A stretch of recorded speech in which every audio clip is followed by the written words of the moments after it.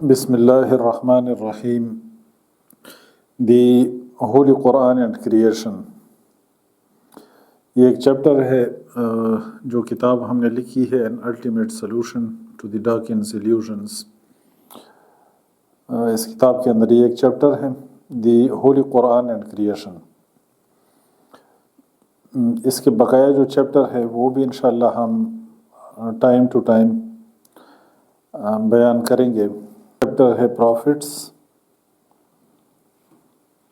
دی ہولی قرآن، پھر قرآن and creation, لاجیکلٹی یعنی اس issue کا لاجیکل اسپیکٹ. اس پر ہم نے گفتگو کی ہے 15-16 اس کے جو ہے نا سب ہیڈنگز ہے لاجیکلٹی چیپٹر کے. تو انشاءاللہ ہر ایک چیپٹر کو آپ لوگ دلچسپ پائیں گے اور مفید انشاءاللہ آپ اس کو پائیں گے ہر چیپٹر کو اللہ کے فضل سے اور کرم سے. تو ہمارے ساتھ رہیں، ویڈیوز دیکھتے رہیں، اور جو بھی ہم نے اس کے اندر چیپٹر ڈالے ہوئے ہیں تو ان چیپٹرز کا اس مسئلے سے گہرا تعلق ہے. آج دنیا کے اندر ایک الہاد مغربی دنیا کے اندر زور و شور سے جو ہے نا الہاد کا ایک مسئلہ اٹھا ہوا ہے، اور ہمارے جو ممالک ہیں، ہماری جو کنٹریز ہیں، ہماری کنٹریز میں بھی جو نوجوان طبقہ ہے ان میں کئی ایک لوگ اس سے متاثر ہوتے ہیں اور اس کی طرف راغب ہوتے ہیں، ایتھیزم کی طرف.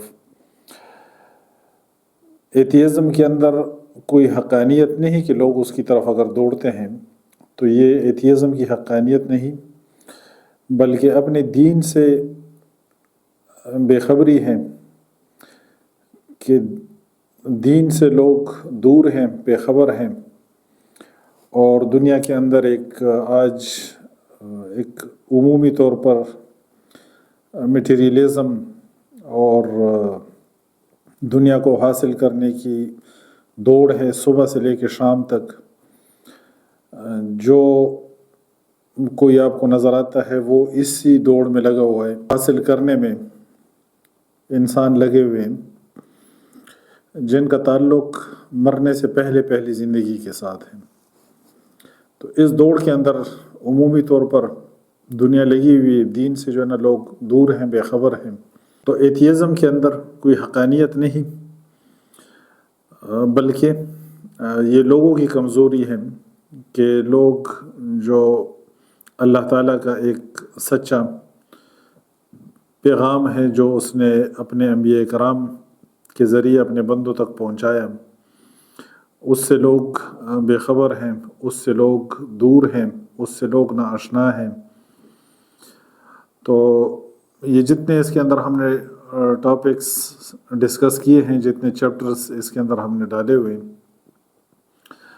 تو ان کا اس مسئلے سے ایک گہرا تعلق ہے.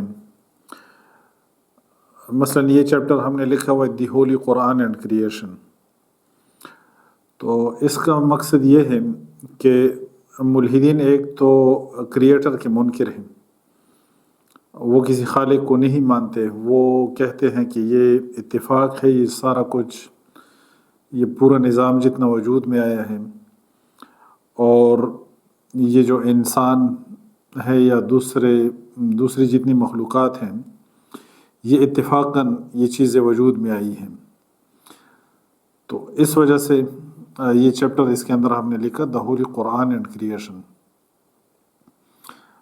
دوسرا جو بڑا اس کا مقصد ہے، وہ مقصد اس کا یہ ہے کہ جو ایولوشن ہے، ایولوشن پہ کچھ لوگ ایک لوز قسم کا اوپینین رکھتے ہیں اور ایک لوز قسم کی اس پر گفتگو کرتے ہیں، ٹاک کرتے ہیں ایولوشن پہ. اور کچھ جو اسکالرز ہم نے دیکھیں تو وہ ان پر ایک ان سین پریشر ہے ڈاروینزم کا، اور ایوولوشن کا ایک ان سین پریشر ہے جو ان کی گفتگو میں نظر آتا ہے کہ بشر کے اندر ایوولوشن پر ایک لوز قسم کا اوپینین دیتے ہیں، لوز قسم کی وہ ٹاک کرتے ہیں۔ قرآن میں ایوولوشن نہیں، اور قرآن کے اندر ایوولوشن کے لیے کوئی سپیس نہیں۔ تو یہ اس کے اندر ہم نے لکھا دا ہولی قرآن اینڈ کریشن، کہ جو لوگ ایوولوشن پر ایک لوز قسم کا اوپینین دیتے ہیں وہ ان قرآنی آیات میں غور کریں اور پھر بتائیں کہ اس کے بعد بھی کیا ایوولوشن کے لیے کوئی سپیس قرآن میں جو ہے نا نکالی جا سکتی ہے، کیا قرآن کے اندر ایوولوشن کے لیے کوئی گنجائش ہے۔ ان آیات کے اندر جو ہے نا غور و فکر کریں۔ تو دی ہولی قرآن اینڈ کریشن یہ ایک لمبا ٹاپک ہے جو چند ایک کلپس میں انشاءاللہ اس کو ہم بیان کریں گے، تو ہمارے ساتھ رہیں، اس کو آپ سنیں، اس پہ غور و فکر کریں۔ اس کے بعد جو دوسرے ٹاپکس ہیں جس میں عمومی طور پر لوگ دلچسپی لیتے ہیں، تو انشاءاللہ وہ چیزیں بھی ہم بیان کریں گے، وہ بھی آئیں گی۔ لاجیکلٹی کا جو چیپٹر ہے اس میں ہم نے اس ایشو کا لاجیکل اسپیکٹ بیان کیا ہوا ہے۔ کتاب کے اندر ویسے بھی نام اس کا ہم نے رکھا ہے an ultimate solution to the Dawkins illusions, چونکہ وہ آج کل دنیا کے اندر ملحدین کا جو ہے نا وہ چیف بنا ہوا ہے۔ اس نے چونکہ ایک کتاب بھی لکھی ہوئی ہے اور وہ اس کو زیادہ لیڈ کرتا ہے اور زیادہ لوگ اس کو کوٹ کرتے ہیں اور زیادہ لوگ اس کو سنتے ہیں۔ اندر آپ کو اس کے رچرڈ ڈاکنز کے کچھ آرگومنٹس وغیرہ اس پر ہم نے گفتگو کی ہے، وہ بھی آپ کو ملیں گی، لیکن زیادہ تر جو خالق کریٹر کے اس بات پر جو قرآنی آیات ہیں زیادہ تر گفتگو ہم نے اس پہ کی ہے۔ اس کے علاوہ دوسرے جو کچھ ملحدین ہیں جس طرح اسٹیفن ہاکنگ ہے، اس کا ایک آرگومنٹ ہے، اس پہ بھی ہم نے ایک الگ چیپٹر 2-3 پیجز کا ایک چیپٹر ہے چھوٹا سا، وہ اس پہ ہم نے لکھا ہوئے، تو وہ چیزیں بھی انشاءاللہ ٹائم ٹو ٹائم پھر ہم ڈسکس کریں گے۔ لیکن پہلے جو مجھے مناسب لگتا ہے اس کتاب سے وہ دی ہولی قرآن اینڈ کریشن، کہ پہلے اس کو ہم سمجھیں اور پڑھیں۔ تو بک تو ویسے انگلش میں ہے اور میں اس کو اردو میں اس کا مفہوم جو ہے نا آپ کے سامنے بیان کرتا ہوں۔ دی ہولی قرآن اینڈ کریشن، قرآن پاک کی سینکڑوں آیات ہیں جو تخلیق کا تذکرہ کرتی ہیں، کریشن کا تذکرہ کرتی ہیں۔ پیغمبر صلی اللہ علیہ وسلم پر نازل ہونے والی پہلی وحی کی پہلی آیات کے اندر خالق کا ذکر ہے۔